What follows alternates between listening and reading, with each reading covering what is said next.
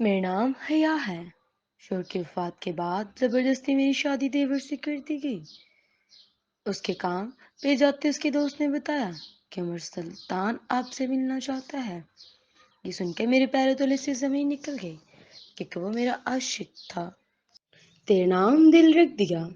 सितंबर 5 जनवरी के एक नई सर्द सुबह तुलू हुई थी, बेहद ठंडी और पुरकशिश। शाइस्ता बेगम अपने तख्त पर बैठी टीवी देख रही थी।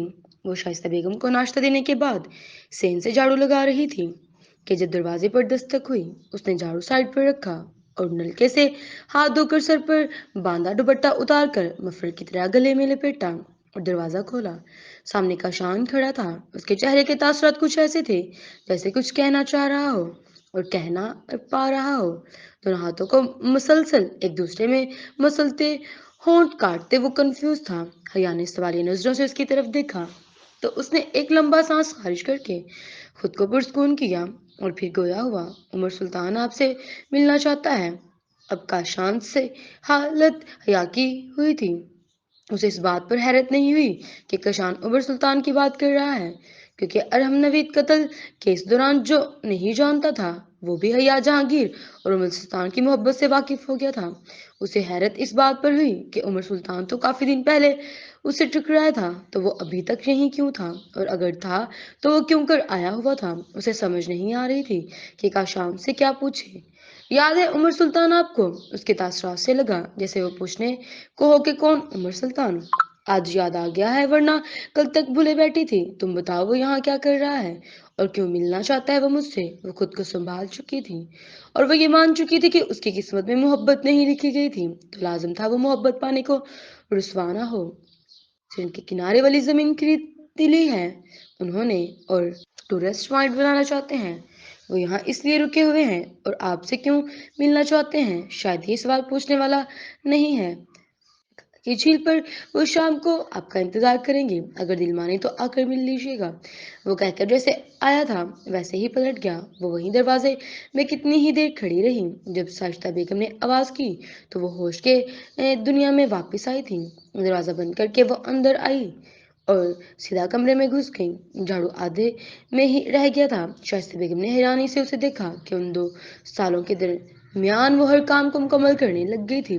तो भला आज कुछ अधूरा रह गया था, तो मतलब कुछ अधूरा था जो फिर से लौट आया था। चमकता सूरज गुरूब हुआ तो चांद आसमान पर अपनी पूरी आबोताब के साथ चमकाने लगा। हासिम नवीद के गांव में रात उतरी रही थी और इस उतरती रात में कोई था जो शक्ला के किनारे बैठा मुंतजिर था, किसी के ये जानते हुए भी कि वो नहीं आएगी। उसकी निगाहें पानी पर तो कभी शाकला की तरफ में सिरसब्ज कतों पर जा ठहरती, जो रात में भी बड़े खूबसूरत लग रहे थे। शाकला के किनारे लगे सनफ्लावर्स खुद को हॉल में बंद कर चुके थे। शाम को सुरमई अंधेरा स्याह हो चुका था, लेकिन वो जिसका मुंतजिर था उसने आना था और ना ही वो आई। सर्दी की शिद्दत बढ़ने लगी तो वो वहां से उठ गया और पत्थर पर अपना जैकेट उठाकर एक कंधे पर डाला और थके मांदे मुसाफिर की तरह वापस पलट गया। उसकी में वाज़ह लड़खड़ाहट थी। उसकी उम्मीदें टूट चुकी थी और दिल में अरमानों का जनाजा पड़ा था। तो भला वो कैसे शान से अकड़कर चल पाता। वो अपने फार्म हाउस पर पहुंच चुका था, जिसकी तामीर पिछले 1 साल से जारी थी लेकिन मुकम्मल नहीं हुई थी। अब वो उसे मुकम्मल करवाने आया था। तो दरअसल वो हया के करीब हर घड़ी करीब रहने आया था। रखा तले कई एकड़ पर फैली जमीनों के दरमियान बहुत खूबसूरत सा फार्म हाउस इस्तदा था। जेर तामीर वो फार्म हाउस अभी सिर्फ एक दो बंदों के रहने के काबिल था। छोटा सा फार्म हाउस शक्ल के किनारे से जरा फासले पर था और उसके आगे लगी सफेद बाड़ से निकलता लकड़ी का पुल शक्ल के दरमियान तक जाता था। वहां खड़े होकर कुदरत के हुस्न को देखा जा सकता था। लकड़ी की बाड़ पर छोटा सा दरवाजा मौजूद था। जरा आगे घास के कत्ते पर एक कार पार्क थी। सुर्ख कार, वो सुर्ख जो हया का रंग था। वो बार का दरवाजा खोलता अंदर दाखिल हुआ और सीधा कमरे में चला गया। ये कमरा शक्ला में उसकी रिहाइश था। उसने जैकेट उतारकर स्टैंड पर डाला और जूते उतारकर बेड पर ऊंधे मुंह आंखें बंद करके लेट गया। बंद आंखों से पानी की लकीर निकल कर कनपट्टी से बहने लगी। वो उसी पोजीशन में लेटा था कि पैंट की जेब में रखा मोबाइल फोन जोर से झंगाड़ा। उसने आंखें खोली और उठकर बैठ गया। मोबाइल जेब से निकाला और कशमाला का लिंक लिखा आ रहा था। उसने हाथों से रगड़ कर चेहरे को साफ किया और आवाज को मुतवाजन करते कॉल रिसीव करके मोबाइल कान से लगाया।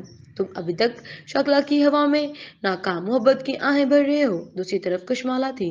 या जहांगीर की बहन कशमाला जहांगीर, और उसकी आवाज से लग रहा था वो शदीद गुस्से में है।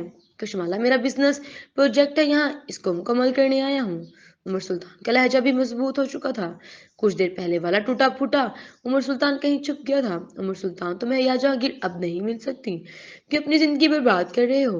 भूल जाओ उसे, तुम्हारे वहां होने से वो भी डिस्टर्ब होगी। तुम वापस आ जाओ, प्रोजेक्ट को यहाँ से भी हैंडल कर सकते हो तुम। कशमाला थोड़ी नरम पड़ी थी। मैं यहाँ हया जहांगीर से मिलने आया हूं ना हया जहांगीर के लिए आए हैं, फिर मैं भर रहा हूँ। और जहां तक प्रोजेक्ट की बात है, तो ये तुम मुझे नहीं बताओगी मैं क्या करूं या ना करूं। तुम अपने काम से काम रखो। वो फोन बंद कर चुका था। वो कशमाला की हर वक्त की लेक्चर सुन सकता था, ना ही उन लेक्चर से उसके दिल में मौजूद हया के लिए दीवानगी कम हो सकती थी। सो बेहतर था वो कुछ कहता और ना सुनता।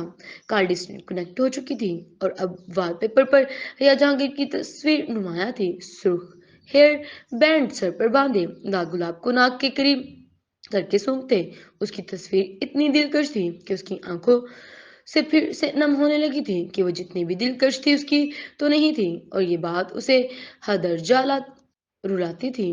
आज जुमेरात थी और हर जुमेरात नवीद हाउस में शाम का कुछ ना कुछ ऐसा बनता था जिस पर दुआ करके उसे मोहल्ले में बांटा जाता था। या आज हलवा बनाया था जिसे बांटने वो अब घर से बाहर निकली थी और अब सारे मोहल्ले में देने के बाद वो कशान के घर में दाखिल हुई थी। कशान के घर में कशान के अलावा उसकी एक छोटी बहन और माँ थी। उसने हलवे की प्लेट कशान की माँ को पकड़ाई। जब कशान ने उसके हाथ में फोन लाकर थमा दिया, हया ने बदक कर कशान को देखा। मेरे पास उमर सुल्तान का कोई पैगाम लेकर मत आओ कशान, ना मैं उससे मिलना चाहती हूँ और ना ही बात करना चाहती हूँ। हया ने गुस्से से कहकर फोन कशान की तरफ बढ़ाया था। काल पर हासिम है भाभी। कशान ने अपने बालों में उंगलियां फेरी कि हासिम सुन चुका था और उसे बख्शने वाला नहीं था। या एक नजर फोन की स्क्रीन को देखा जहां हासिम कॉलिंग लिखा आ रहा था। उसने एक तेज नजर कशान पर डाली और साइड पर होकर फोन कान से लगाया। कैसी हैं आप? दूसरी तरफ मौजूद शख्स की आवाज में जमानों का दर्द था। या बेचैन होकर रह गई। ठीक हूँ, मुख्तसर सा जवाब था। माँ ने मेरी शादी की तारीख तय कर दी, वो पूछ रहा था या अपनी अजियत बयान कर रहा था। हाँ, तुम्हें पता है दिया बहुत खुश है। वो तुमसे बहुत मोहब्बत करती है। तुम माँ के साथ देख लेना, जिस जिस शय की जरूरत हो मैं पैसे भिजवा दूंगा। वो कहना तो चाहता था कि मैं खुश नहीं हूँ या और मैं तुमसे मोहब्बत करता हूँ, लेकिन वो कह नहीं पाया। तुम कब आ रहे हो? छुट्टी के लिए दरख्वास्त दी है, जल्द आ जाऊंगा। हासिम ने कहा। अच्छा चलो ठीक है, मैं चलती हूँ, वो इंतजार कर रही होंगी। उसने कहकर फोन काटना चाहा था कि हासिम गोया हुआ। उमर सुल्तान अभी तक वही है। मुझे नहीं पता, जिससे मोहब्बत होती है उसका पता होता है। फिर वो कहाँ है? हासिम ने कहा। मेरे अंदर तो हर जज्बा उस दिन अपनी मौत आप मर गया जब मुझे बताया गया कि मैं एक शख्स को मारा है। और उस शख्स की मौत के लिए नवीद हाउस जब मुझे उम्र कैद सुना दी गई, तो मोहब्बत के साथ हर जज्बा उस दिन मर गया और सारे नाम भूल गए जिनसे मोहब्बत थी। होना चाहते हुए भी अपनी अजियत बयान करने लगी थी। मोहब्बत अपना इंतकाम तो लेती है ना हया। वो तंजिया गोया हुआ। तुमने मोहब्बत को मारा था तो लाजिम था कि मोहब्बत भी तुम्हारे लिए मर जाती। मैंने अरब नवीद को नहीं मारा, कितनी बार बताऊं तुम्हें। वो दबा दबा सच सीखी थी। मुझे तुम्हारे कहे पर यकीन आ जाए, लेकिन फिर सोचता हूँ और कौन है जो मेरे भाई को मार दे कि उसने तो फकत तुमसे मोहब्बत की थी। वो उन 2 सालों से खुद किसी नतीजे पर नहीं पहुंच पा रहा था। यानी गुस्से से फोन बंद किया और कशान को पकड़ाते बिना हलवे के बर्तन वापस दिए तेज तेज वहां से निकलती चली गई और पीछे से कशान की माँ आवाजें करती रह गई। जारी है।